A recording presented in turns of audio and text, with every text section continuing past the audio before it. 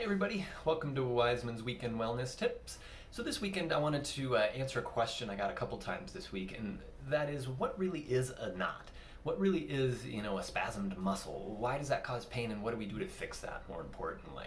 So in order to answer that question, first we must know, what a muscle is actually made of. What does it actually look like, kind of on more of a microscopic level? So muscles have a lot of parallel fibers, that make them, that are running past them, kind of like this.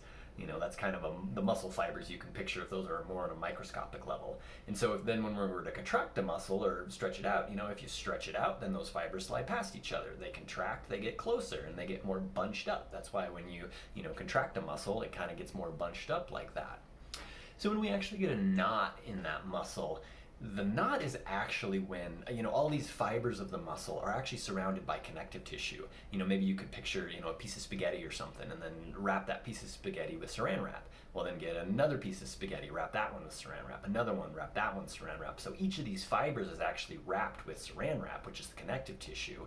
And then that whole bundle of wrapped fibers is then wrapped with another piece of connective tissue or saran wrap, whatever you want to picture in your head. Well, all of those are supposed to be nice and lubricated, slide past each other really well, and just kind of move really easily around each other.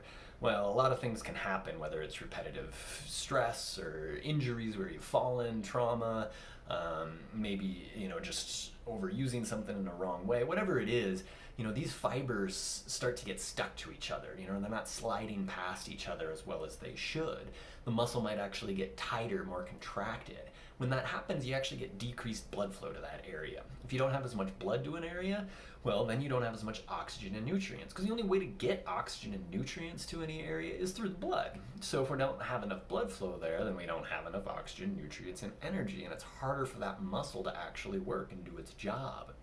Now, we still need it to do its job, so it still needs to, make energy somehow, but it doesn't do that in an efficient way. So it starts producing more byproducts and toxic kind of things in that area. Lactic acid builds up, calcium builds up, other things build up in that area, which make it sore, essentially, with there.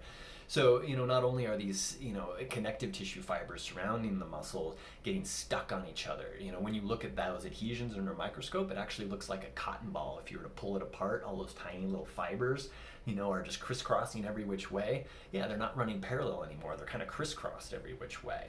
And our muscles in the areas they do this, because usually, I think the most common area we get knots is up in here. And what's happening most there is we're all slouching forward all the time. Our body doesn't like this. It wants to pull these things back. But the muscles can't do that all the time. They get tired, they get weak eventually.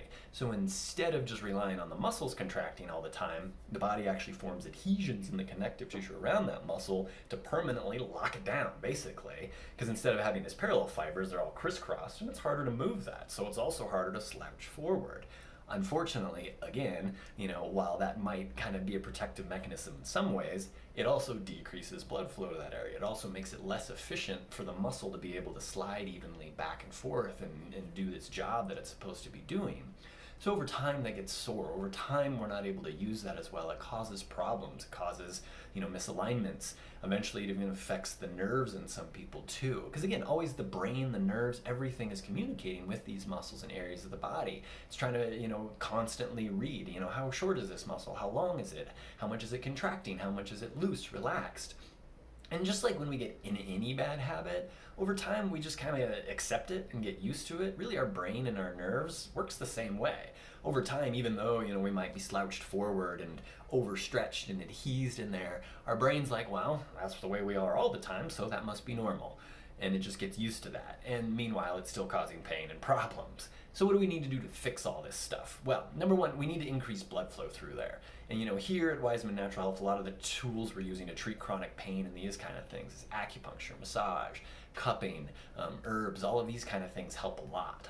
But on your own, some stretching goes a long way. Because when we stretch this out, not only do we stretch out these stuck adhesions, we stretch out the muscle fibers and kind of force them to kind of pull apart a little bit.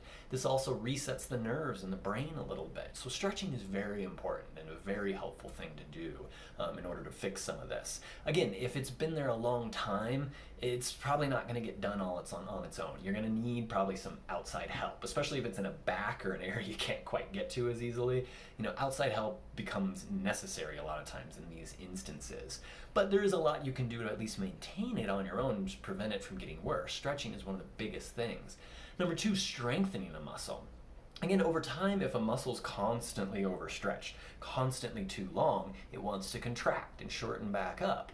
Well, it needs to be strong enough to do that. If it's not strong enough to do that, well, it's not going to do that, and you're just going to slouch and get adhesions in those areas. This is true anywhere in the body. So keeping it strong is the other big thing. You must do some exercises. Again, it doesn't have to be complicated exercises. There's a lot you could look up. And internet's a great resource for this these days. And so that's another way to kind of do this. Again, using acupuncture, often I'm using electroacupuncture to stimulate these areas and to kind of stimulate the nerve to wake it up again, wake the muscles up again, and kind of build some of that strength back up again. And that's partially how we do that, using acupuncture with that. And then from there, basically just working some of this out yourself as much as you can. Whether that's self-massage, using a tool that can kind of vibrate in that area, using a heat pack, using to get more circulation through that area. All of these help a lot when you're just on your own to kind of maintain at least some of the integrity of the muscle and make sure it doesn't get too sore. So overall, if every day we can do our stretching, we can do our exercises, we can keep things strong, if we can do some self-massage, if we can, put a heat pack, do an Epsom salt bath on there, and this is going to prevent a lot of these adhesions. This is going to prevent a lot of these contractions and spasms in the muscle, which, in the long run are going to create chronic pain, are going to create misalignments, are going to create problems with the nerves and everything else in the surrounding area. And that's essentially the way we need to prevent it, as well as to deal with it while we're getting treatment, as well as to kind of rehab, after we've fixed some of this. So hopefully that answers some of your questions about what's going on when we get all knotted up in these areas or other areas. Hopefully you can kind of use some of these tips to prevent some of this and to kind of help you out with some of this if you're dealing with this. But ultimately, if this is a problem that hasn't gone away, that's been there for a long time for you, get some help. There's a lot of stuff that we can do in order to help this out. So, don't wait. It's easier to fix earlier than later. Have a good weekend, everybody. Wish you well.